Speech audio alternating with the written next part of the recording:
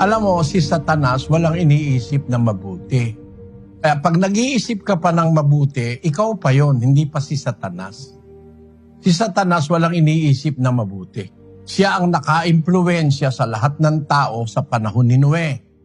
Isang pamilya lang ang hindi niya na-impluwensyahan. Basahin natin ang Henesis, Kapitulo 6. Ang daing ng Diyos, ito sigurado ito Walang duda ito nangyari sa mundo ito nung panahon ni Noe. 6:5 ng Henesis.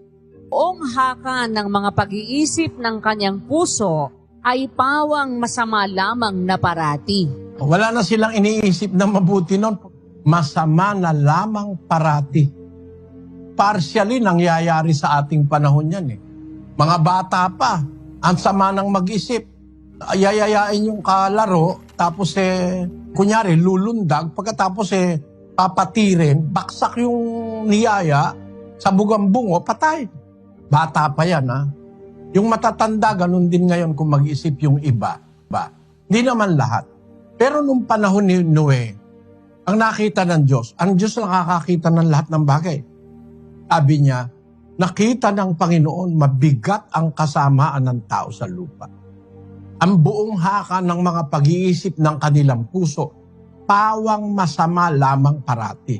Kaya kung nakakaisip ka ng mabuti at tapos ginawa mo, ikaw, nasa sarili mo. Ngayon, pagdadating yung isip na sana nasa gasaan yung matanda, iba na yon.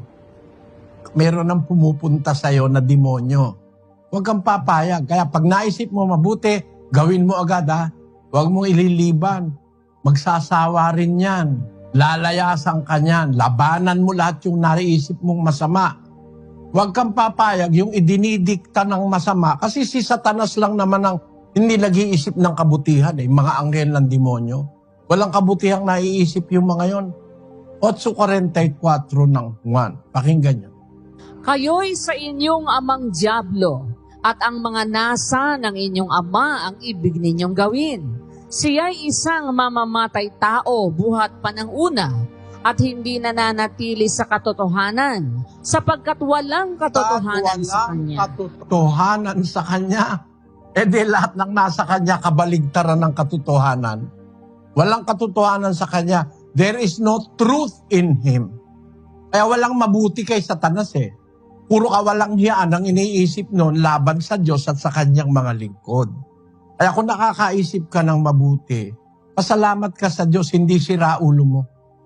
Gawin mo lang nang gawin yung mabuti pag nagkaroon ka ng opportunity, tapos pag may papasok na nag-iisip kang masama, lagi mo isipin si Satanas yun. Sabihin mo na lang, sa pangalan ni Jesus na taga Nazaret, layuan mo ako, Satanas.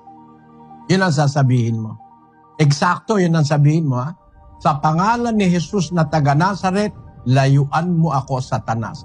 Lalayas yung mga yan.